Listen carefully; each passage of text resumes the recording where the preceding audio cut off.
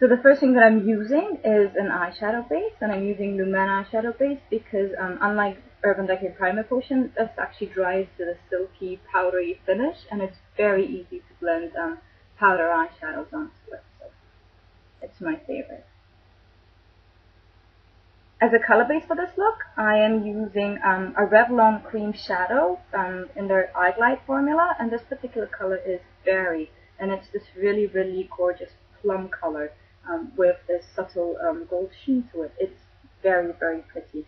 And these shadows I highly recommend. They work absolutely fantastic as a color base for powder eyeshadows. Applying just over an eyeshadow base, they crease like there's no tomorrow. But if you top them with powder eyeshadow, they will just stay put for the whole day until you decide to take them off. And they come in these really, really pretty, sort of subdued, grown-up colors, and I just really love them very much. And you can get lots of different colors on them. Now, because I'm going to be using matte eyeshadows, and they're very unforgiving in terms of blending, and they don't reflect light like shimmy shadows, so if you make any mistakes in blending or you apply the color in kind of a splotchy manner, it's going to be very obvious with matte eyeshadows. So the smoother the texture of the eyelid you can get, the better they're going to blend, and the less likely it is that you'll get kind of a splotchy application. At this point, I decided that I needed more of the cream shadow to make the powder eyeshadow that I intend to put on it show up better. So I'm just applying a little bit more of the Revlon cream eyeshadow just to get a more intense base.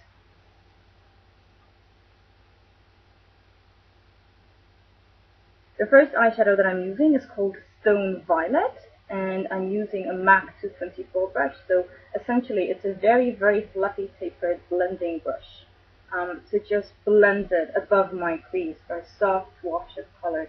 I want to achieve the kind of airbrushed effect where it's very kind of subtle and uniform and kind of like a wash of color. So I'm using very little eyeshadow at a time and repeating this step as many times as I need to build up the intensity of the color without getting any harsh lines, because matte eyeshadows are particularly unforgiving in terms of blending, and any mistakes that you make are very, very visible since they don't reflect light. So that's why I'm doing it very patiently and very slow.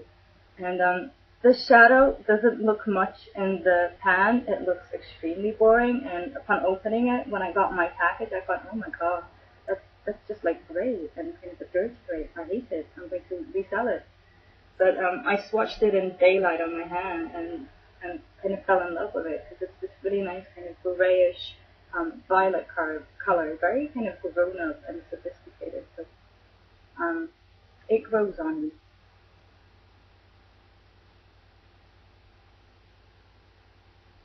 And I'm also putting a little bit in my inner corner.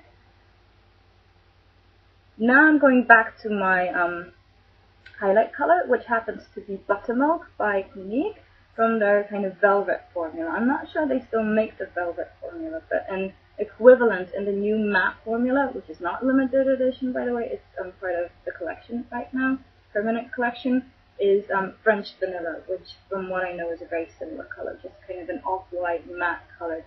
And I'm using that to kind of highlight my brow bone and also to kind of clean up my inner corner. So it's nice and kind of, the line of the contour is nice and crisp. And also to kind of clean up the side of my eye.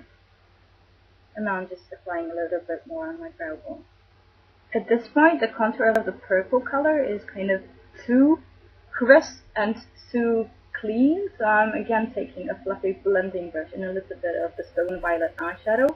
And I'm kind of just going around the edge, over the edge of the contour to kind of soften it a bit so it kind of seamlessly fades into the highlight color, rather than kind of there being a line of demarcation between the two colors.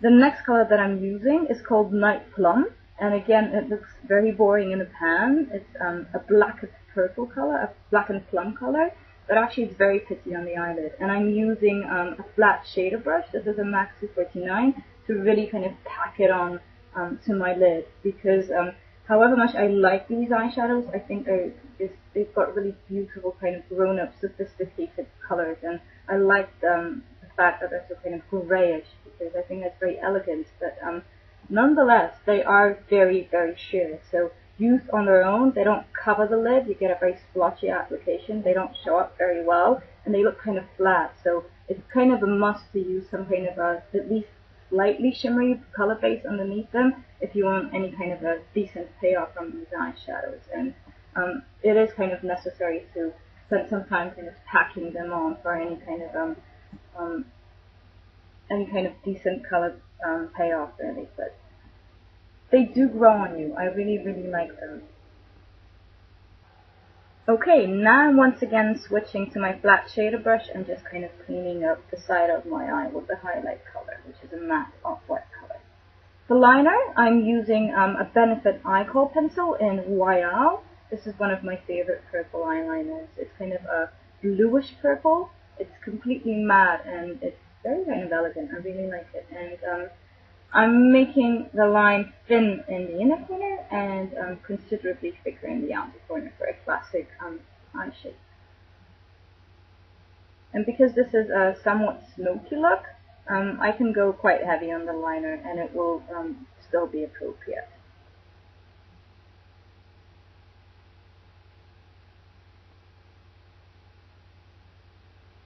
Now I'm actually using one of my favorite products, which is Polidor's Transformer. It's an eyeliner mixing medium, and I'm using the darker of the two eyeshadows I use, so the Night Plum Wet, covering the entire line made by the pencil eyeliner.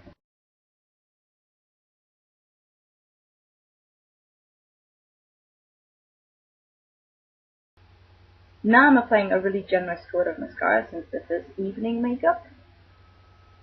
And I'm ready to work on my lower lash line.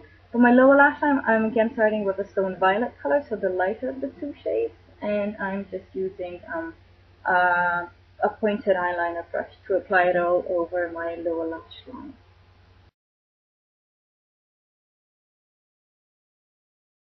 Now I'm actually taking the darker of the two plum colors, so Night Plum, and I'm just putting that in the outer half of my lower lash line. And because this is an evening look and I want it to be kind of a sultry look, I am using the eye kohl by Benefit on my waterline. On my cheeks, I am actually using a bronzer, believe it or not, by Stila. This is their bronzer for light skin tone, so this is the lightest color that they make, but it is very, very orange, so I can't imagine using it as a bronzer, but I really like it as a matte orange kind of terracotta blush. And whenever I'm doing plums, I like to kind of use peaches and terracotta colors on my cheeks to kind of warm up my complexion. And I'm using a dual fiber brush since this is a really pigmented product and I want a sheer wash of color. And this actually helps a lot to use a dual fiber brush. And on my lips, I'm using a lip gloss by Bourjois, which has been so loved that it has no lettering at all. So I have no idea what name it has.